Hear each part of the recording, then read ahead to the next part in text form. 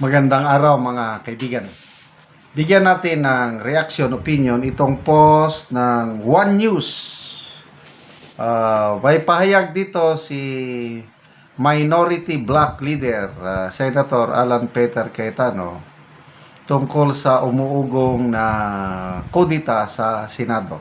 Dito, for his part, Senate President, meanwhile, Senate Majority Leader Alan Peter Cayetano said the required 13 votes to replace the Senate President has not yet been met, although discussions are ongoing.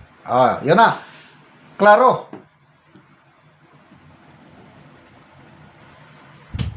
Mayroong galawan. Kulang pa.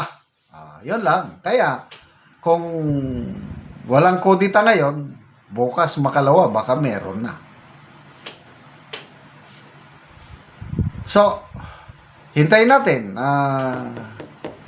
Inamin, dito sa post na ito, inamin ni Senator Soto, basahin ko Senate President Tito Soto acknowledged that some senators may be unhappy with his leadership following recent changes in committee chairmanship, but said the majority bloc remains solidly behind him.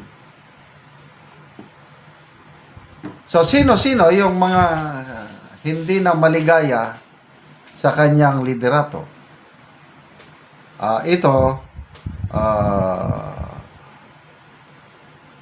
Opinion ko lang yung biglang pagpalit ng committee chairman sa foreign relations, yung ipinansak doon si Senator Erwin Tulfo. Ang tanong, wala na bang ibang mailagay? Kasi kung foreign relations, kailangan mo yung marunong sa, yung may experience na ba? Ano bang experience? Baguhang senador ito. So, hindi pa siya... Anyway, yun lang nakikita ko. Yung Blue Ribbon Committee Chairmanship noon, baguhan si Marcoleta.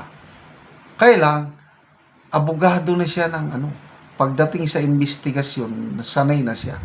Sa kamara na matagal na. Itong si Erwin Tulfo, sandaling ilang taon lang ang ginugol niya sa pagiging congressman. Tapos, naging senador, magiging So, isa sa nakikita ko yan, na baka may mga veteranong mga senador na hindi nagustuhan yung... Kasi si Senator Amy, kahit nasa minority block siya, maganda ang performance niya sa foreign relations. Tingnan nyo nung natanggal si Escudero, Senate President, umupo si Soto, di ba lahat ng chairmanship nagbago except foreign relations. Hindi nila tinanggal si Senator Amy kasi nakita nila yung kakayahan ni Senator Amy sa pagdating sa foreign relations.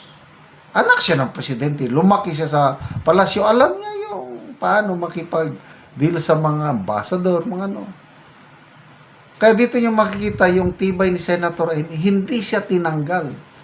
Kailan ba yun? Nung umupo si Soto, that was many months ago. Last year pa yun. Ngayon lang nila tinanggal. At dahil ito sa hidwaan ng ilang senador doon sa Chinese embassy officials, tapos tinanggal mo yung magaling. Yan, ang isang rason na nakikita ko. Yung iba pa, ito na dahil sa idea ni Senator Soto na baka pwedeng i-declare persona non grata yung ilang Chinese diplomats na bagay na mariing tinutulan ng Pangulo. No way! Hindi pwede. May mga senador dyan na nag-iisip. Yung kapakanan ng bansa ang tinitignan. Kaya baka doon umaalma sila. But anyway, at least na-confirm natin na may gumagalaw, may may action sa Senado. Sana magkaroon nga ng changes. Yun ang personal na ko ito. Panahon na para dahil iba yung kutob ko, yung sinasabi ni Senator Soto na charter change. Ano yan? Parang agree ako sa sinasabi ni Congressman Erese na parang kahina-hinala, parang may political agenda sila. Bakit? Anong kinalaman ng charter change doon sa Supreme Court ruling, di ba? So,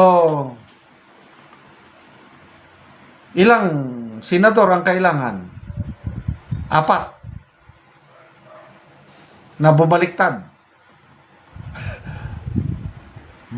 Baka si Senator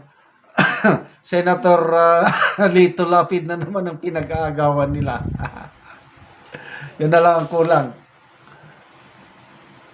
Dahil ang 2 bilyar, 2 bilyar, Senator Pia, palagay ko, madaling makonbinsi papunta sa minority.